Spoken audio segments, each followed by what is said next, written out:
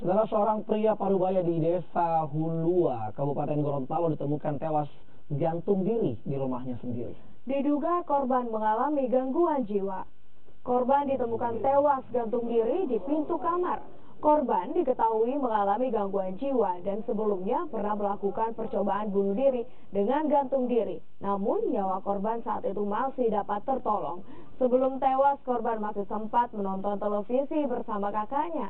Namun kakak korban sempat pergi keluar rumah beberapa saat dan saat kembali korban ditemukan telah tewas gantung diri. Baru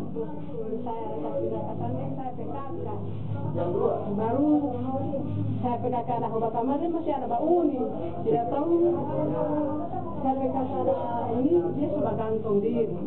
Sekitar jam berapa tadi?